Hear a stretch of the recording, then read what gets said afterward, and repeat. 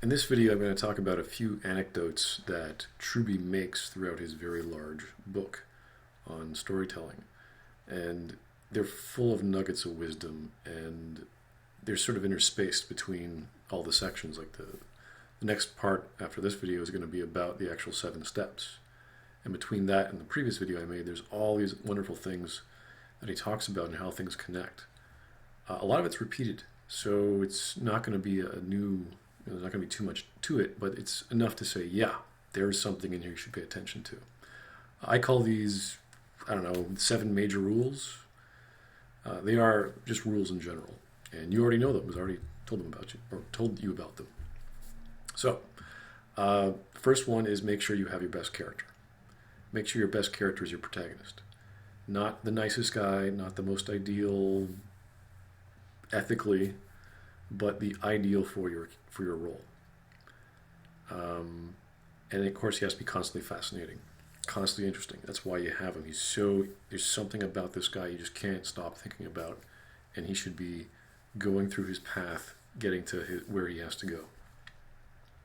Before you start writing anything about him or any of the plot or any of the storyline, the second thing is to list all the problems with your premise, with your character, with your antagonist, with your plot. These are problems you're going to run into. So plot holes. That should be fairly easy to do because you already have your story plotted out. You know the beginning. Well, you at least know the character growth. You know the beginnings of your character's flaws, and you have to fill in the blanks. So to get there, you think, okay, maybe he's going to change his ways. That might not work. You want to keep that flaw to be the highest thing he has to strive for from a psychological as well as a moral perspective. Then the other issue comes up is, well, how many plot lines do you have? If you have more than one, why, and how are you going to weave them together? That's part of the scene weave process, but you really should know all the scenes before you start writing them out. And what will keep a particular scene interesting. It's good enough that you've plotted them out. They all make logical sense, and the protagonist is making these things happen. He's driving the story forward. But what about this scene is interesting? Is it interesting because of visuals, because of dialogue, because of a conflict that's you've never done before? What is it? There has to be at least one thing that you could point out and say, yep, this is it. The third point is the main conflict is who fights who over what.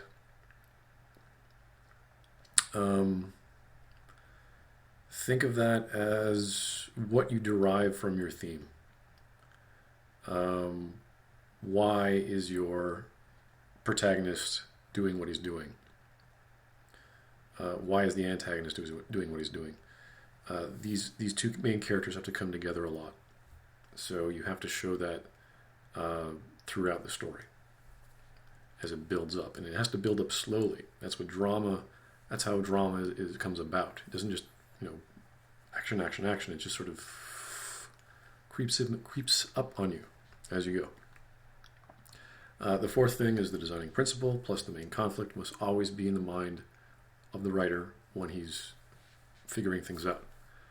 And the way to think about that, way to help think about that, I think Truby goes into how the antagonist is the best character for attacking the protagonist's weakness. If we go with the design that each character in the story is a version of the protagonist from a different perspective, the antagonist is the guy who's very, very similar to the protagonist, but he's very good at knocking him down from his weakness. And his weakness is twofold. Remember, it's the psychological weakness and the moral weakness. Psychology is internal, moral is external, or how one deals with other people for them to have better lives. And that's a flaw. It's always a flaw within the protagonist. So the designing principle, again, is you take your premise and you stretch it out and you see how you're going to do it creatively, and you combine that with the main conflict, whatever that is, between your two characters. Then, of course, fifth step is character development. We've already talked about this, the character need. This is like the biggest topic Truby ever goes into, the weakness and the need. I have to connect them. So again, you write your character change first. And he has a little formula for this. It's weakness with a choice. The weakness being psychological or moral. And a choice the character makes becomes the changed person, or the changed protagonist, the changed hero, the changed antagonist, whatever you're talking about in relation to the development of a character. And the choice is, it's like the fulcrum. It's where everything changes. You could get a new plot point. Whatever internal or external problem regarding need has been satisfied. So that choice has to be clearly understood, and those other choices, or the actual conflict, has to be clearly understood. And the way that I explain this in my own interpretation is that every choice has 4 outcomes. So the character deals with their need or their internal struggle positively, so they come out better. They come out negatively. So what they've already were has been more. They're now hardened, I guess. Another word is entrenched. They are now even more flawed than they were before. And that's a character change. It's more than what they are now. There's all kinds of weird examples of characters believing in, let's say, in a romance story, they're never going to find someone to love. And they try, and they find someone, they think they can do it, and that person lets them down in some way, and they just collapse again. That's a character change. There is one change called the neither change, which they go in a completely completely unexpected direction. So the character change is not, you can't really evaluate it based on their main weakness. It's on some other weakness or on some other quality that changes within them. That's not usually the best, because the story should showcase the weakness. So then you're having multiple weaknesses, and what ends up happening is one path of growth ends up solving another weakness in the character. The fourth one, which you should definitely avoid, is called the neutral change. And by neutral, I don't mean like negative, like nothing happens to him, he just becomes worse. No, that is definitely a negative change. Neutral is where he hits the challenge and it just doesn't bother him. Nothing affects him. He doesn't cry out. There's nothing emotional about it. There's nothing moral about it. He doesn't change as a person. It's just nothing. So you should always avoid, if we're talking about character development, always avoid the neutral change. And another interesting thing that Truby talks about in relation to this is the moral need or the weakness of the character at the start of the story is something that they are, and they just don't care, or they're not aware of it, or it's not something that concerns them, but people around them are telling them this. That's important, so that when the revelation comes, he's like, aha, I have to change now. And I suppose you could do it early on, but it depends upon what kind of growth or how much effort the character would have to do to get there. If he has to just start being nice, and he knows how to be nice, then, boom, okay, I'll start being nice to people. If he has to learn how to be nice, or suggest to him over the course of the story that, they give him little breadcrumbs to follow to learn these skills or learn something to behave better, then that should be part of his development anyway.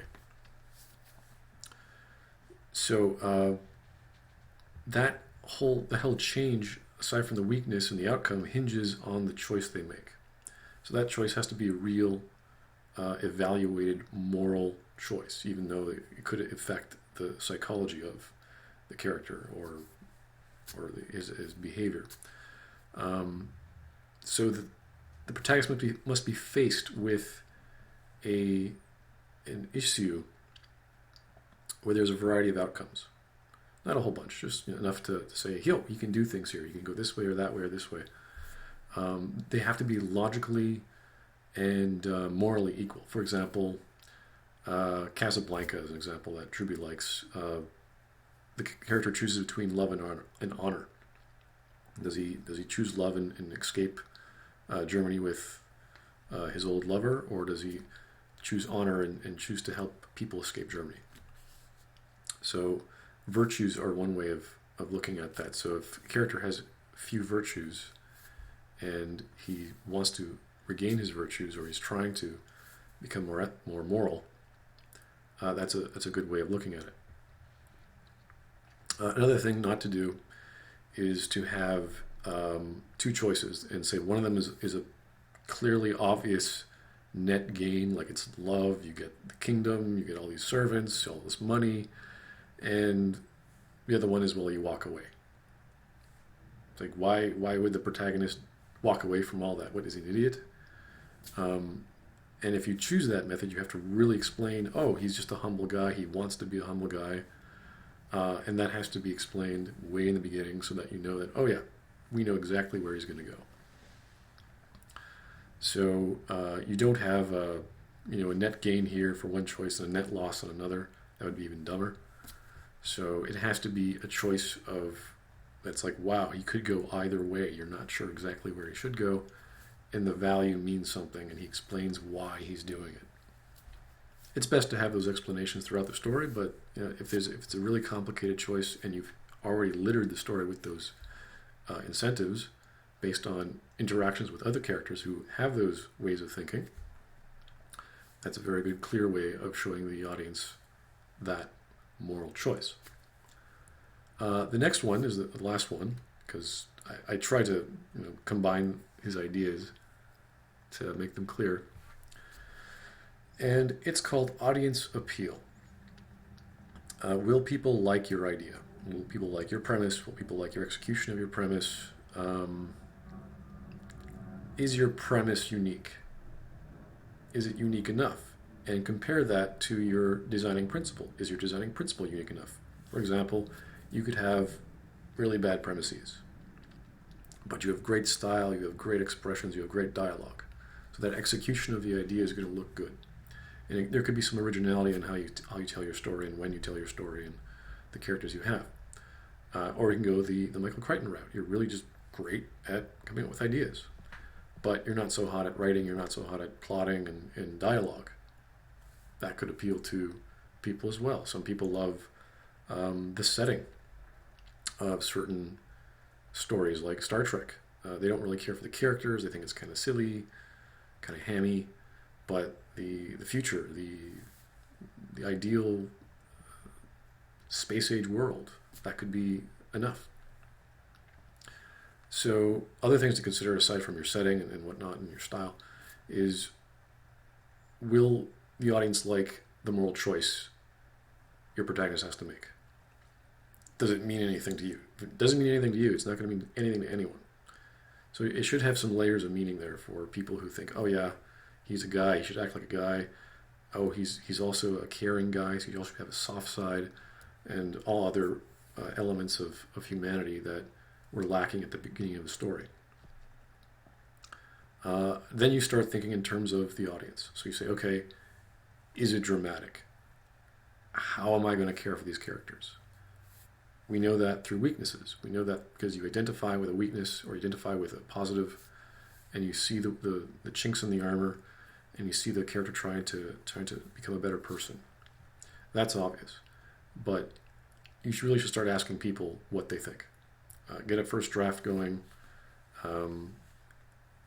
Throw some ideas out. People might say, hey, maybe not. You might have a bad idea. You might have a gold idea. It hasn't been developed yet. You don't know because your designing principle wasn't expressed yet. You haven't written anything. So that it might not even work out yet until you actually show some dialogue. If you're a dialogue guy, just write dialogue until some scene works out. If you're a descriptive kind of fellow or a narrative kind of fellow, describe things. Go crazy. It's all just experimenting, really, at this point. And then the last concept with appealing to the audience is, does it fit a niche? Is it a particular demographic? Is there a certain audience type you're looking for? And most importantly, what genre is it? When you are going to the movies, I'm going to go to the movies today, and I don't know what I want to see, although that's very rare, and I just want to see something, I look at the genres because I know what I'm going to get myself into when I see a romance story, when I see an action adventure, or any other kind of movie. We're aware there are certain tropes and patterns in these genres. So when you say I'm going to write a future space age love story, you're like, okay, that's a lot of work. Combining these two genres or a futuristic story about love is very complicated. You have to know how that works. You have to know why that works. I always look back to The Fifth Element because it's a space opera and it tries to have this element of romance. I don't think it was very successful, but popular movie. As far as a space opera goes, it hit most of the notes, so I can't fault it in certain ways. But that's what you have to consider. So the simpler your story, the singular your direction is going to be, the least number of genres you're going to have, and the least number of plot lines you're going to have. So it's going to be a lot clearer, and that's always a good thing.